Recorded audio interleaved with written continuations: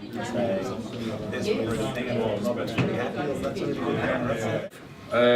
we have a special night where we have a joint collaboration between the AIE, the Australian Institute of Energy, the Victorian branch, and the Energy Efficiency Council.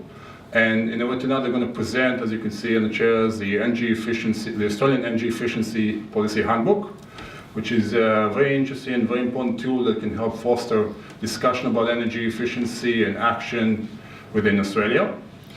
A few words about the AIE. I'll use the same approach of questions. Has anybody here not heard about the AIE? Just to get some feeling with feedback. Okay, cool. So I see everybody has heard of the AIE. So I'll say in one line, the way we see the AIE, our activity, our vision and our mission is to help share knowledge and facilitate networking. That's why in an event like this, we have the excellent speakers we have, and afterwards we encourage everybody to stay, have a drink, ask questions, exchange business cards, and just network. From that high level, I want to go down to more specific technology-based, where you can see that this is where the change is happening. This is where people are using technology to make a difference on the main on demand side. So this is where Greensync, and before letting Bruce come up, I just want to mention that if you remember at the beginning, when Rob mentioned, so we're talking about the benefits for Australia, but it's a $470 billion global market. Now it means that there are a lot of benefits for us here and the businesses households, businesses and so on. But when you talk about where you can go outwards, where a startup like Greensync can go and take the technology and the insights and the experience to other markets, we're talking about additional world of benefits, which is something you need to acknowledge, and something that is very good. I'm very happy to invite Bruce as a representative of Greensync. Bruce is the Director of Community Projects at Greensync, a high-growth Australian technology company that specializes in distributed energy for the global electricity market. In his current role at Greensync, Bruce has oversight of regional and community grid constraint and microgrid projects across Australia. Thank you.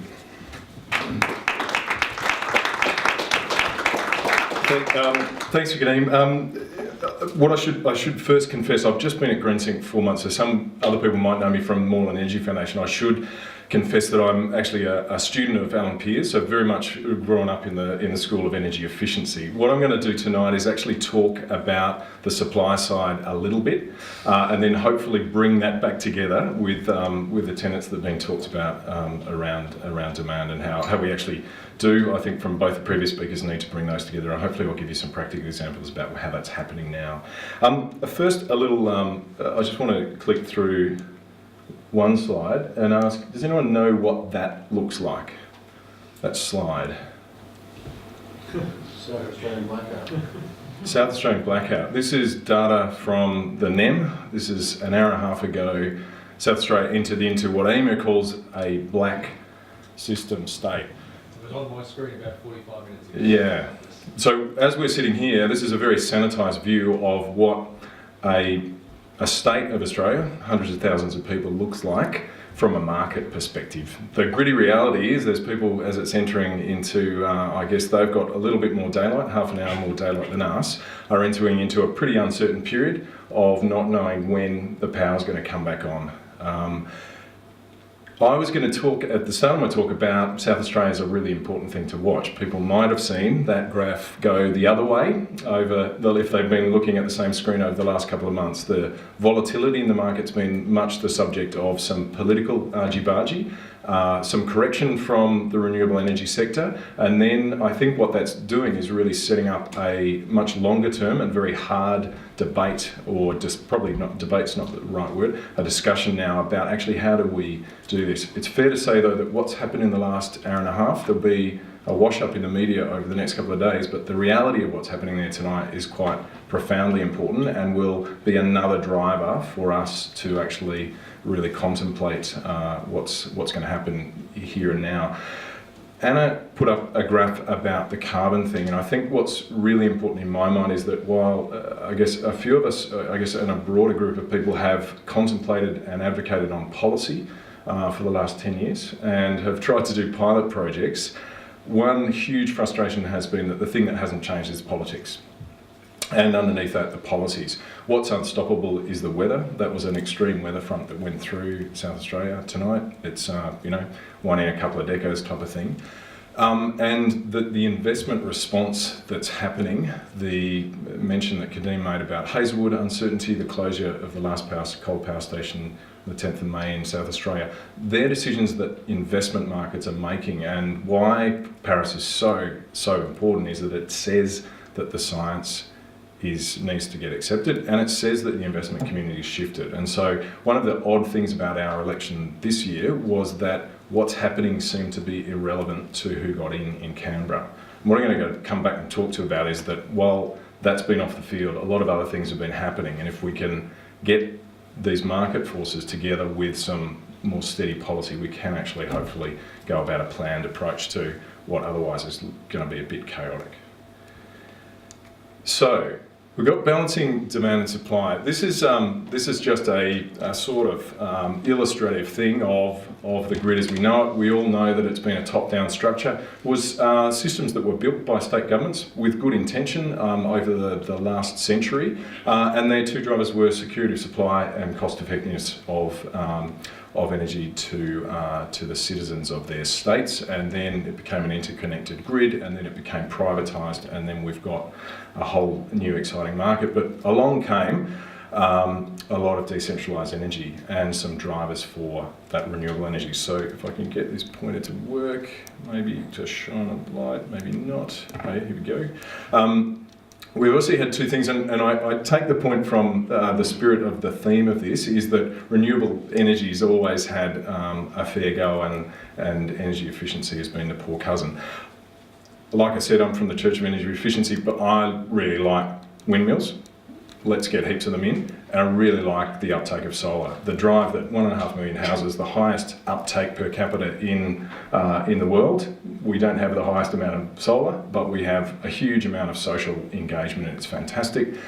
Now that the RET debate has settled down, we're getting some stability at the big end of investment, and credit to the Victorian government for its VRAT program. I think I'm not sure if it's the 5 years or the 10-year target. The amount of investment is equivalent to the existing investment that's been made under the RET here in Victoria in the next, is it the 5 years? Sorry? In the next 9 years. So we're talking about, so we're actually right now saying this is going to happen. The government has set that signal to the market. So we're going to do this end in terms of the heavy generation, and most of the stuff that we've done, whether it's energy efficiency, whether it's LED lights, whether it's solar panels, has all been about behind the meter. It's been about avoiding the cost of importing the energy, as everyone knows. One of the great frustrations is, how do we get in front of the meter? So there's a whole series of thinking from the church, the broader church that I've been involved in community energy, has been looking at local energy trading, virtual net metering. How do we get value for all of our hard work of putting this renewable or low carbon energy on our roof, or doing all this energy efficiency savings? And as people have talked about before, and as Rob pointed out, there's been a whole bunch of policy or network regulatory stuff that really just hasn't given the value to that energy. Two things are really changing though. That world is changing very rapidly for a couple of reasons. One of those is that all of the investment, we've talked about these investment signals that are changing. No one's building new coal stations, and those old things that should have been retired earlier, Hazelwood should have been retired probably 15 or 20 years ago, are getting retired. So we're reducing, obviously, that base load very much as we speak. For people who are making as people know, those infrastructure investments are very long term. So there's an investment uncertainty to lock yourself into something that you reckon the game's up with. The other thing is that the regulatory stuff's caught up. So as Rob was saying, we maybe needed a gold-plated pylon to visit on the tourist trail, but the regs have caught up with that. You can't, we could argue it's a bit late and there was a lost opportunity, but it's caught up. You're now required as a network owner to consider what they call a non-network solution, to actually look at what the alternative is to that capital investment. So there's two drivers there that are now starting to say, well, okay, what we need to do is actually optimise what we've got. And how do we optimise what we've got? We talk about demand from an energy supply sector. Demand is really a point in time. For the engineers out there, it's all about the kilowatts. Yeah, it's when the power's happening. Time's really critical. When from the energy efficiency trade, when we say demand, we're really talking about consumption. We're talking about kilowatt hours or avoided kilowatt hours. In that market, when it's not going like that, because there's actually a negative value, there is no market. When the market's operating, as people know, that energy is worth different amounts at different times of the day, at different times of the year, and I'll argue that increasingly, as we shift to a much higher renewable penetration, it's sunnier in summer. Yeah, it's windier at different seasons, and we'll have not just an intermittency daily, but we'll actually also have a seasonal intermittency that will change our energy supply network. And so what we need to do is not just build lots and lots of batteries that are going to last for 9 months just so we can squirrel it all away, or necessarily contend with having very large biofuel baseloads or those types of things, or potentially slightly more futuristic ideas about solar thermal, and all of those big projects need to be encouraged. But right here, right now, we can actually turn things on and off. It's all about discretionary load. It's about matching, and that can be done through the market. So probably the key thing as we're talking about bringing demand and supply together is actually bridging energy efficiency with dispatchable demand. The simple classic household example is to say, I want to have an energy efficient dishwasher, but I also want to turn it on. I don't need to turn it on right now. I can turn it on at 2 a.m. And that combination is actually reducing that base load as well as shifting the actual demand. And that's kind of what Greensync is on about in terms of developing a software capability that can work across a network and work across a series of assets to be able to, in real time, manage that supply and demand equation. So for the engineers, the actual electrical engineers out there, that's actually an equation that needs to always balance. And so we should, I guess, always maintain that thing that there is no supply for the sake of it. There is a fairly, at an electrical level, there's actually quite a pure market there that supply does have to manage demand. And if you can control demand, you can have a fair old crack at the supply, as opposed to we've warehoused lots of nuts for the winter. Okay, so with that, what I'm going to do is take you through a couple of practical examples about how we're doing that at the moment, and then have a sort of just, I guess, end up to say where to next. I've just had to, sorry, there's a bit blurry. If it's a little bit fuzzy, my apologies on your eyes. It's the identities have been protected to protect the innocent. We're doing a microgrid project. I think people who might have come to the previous event might have heard David Anstey from our organisation talk about this project. It's a project for AusNet. It's in a suburb of outer eastern Melbourne called Mooroolbark. The project has got 14 houses in a street, and we're basically turning that into a mini grid. We've got 14 houses that are, for the tech folks, about 4 kilowatts of batteries, about 7 to 10 kilowatt hours of batteries, and 4 kilowatts of PV. And the aim is that they've been fitted out at the moment. We're just going through site assessment testing in the last week to commission that. But what we'll do is basically take that off the grid. We'll cut the line at 2 ends of that street and run those 14 houses plus 2 other houses that aren't active participants, but will be sharing the power of that local grid in an island mode for indefinitely, for as long as we can manage and need to reconnect to the network. It's a really interesting project for us from a technical perspective. It's not the most cost-effective program yet, but there's probably a few folks in South Australia that were thinking they wish they were living in that street tonight. And the idea, without being too crass about it, is that the part of the thinking through from AusNet, from a technical perspective, is to understand what does that mean in perhaps a bushfire-prone area. How do you potentially enable communities to retain some level of service through areas where the main grid connection is out? Obviously, it has a more commercial application in places where you haven't built the infrastructure yet. So that might be a new apartment, that might be a greenfields residential site where there's a marginal cost to add on the control capability required, as opposed to potentially running additional infrastructure in. So next project that we're doing, we just have been appointed by United Energy to run a project down the Mornington Peninsula over the next 5 years. So just quickly for folks, there's long transmission line and distribution line that was built in the 60s, I think.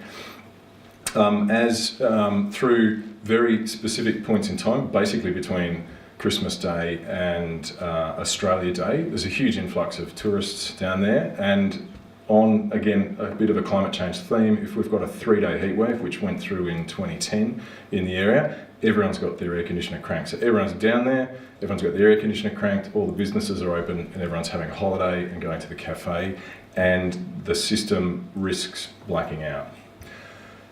To fix it, the old way was to do the gold plating. You build a really big thing that's only going to get used once in every 4 years. You can't do that anymore under the regulations. You wouldn't want to do that because there'd be a community uproar, because you need to go through the back, through some bush and through some barristers' vineyards, and it just wouldn't happen. And it just doesn't stack up now. It's $30 million for no reason. So what we've been engaged to do is actually work with, and we'll go through a series of portfolios of load. We'll work with South East Water, who's about a megawatt of load that we can turn on and off at that point in time. So we'll literally get a signal. We'll be watching the weather. We'll get a signal from actual substations, and that will say time to turn off, and it won't be me, it'll be our smart computer that will talk to some control hardware on a site. But we need to get 11 megawatt to provide the certainty for our client. And what that means is that we'll actually go right down to, over the next couple of years, we'll be enrolling small business and actually potentially thousands of residents.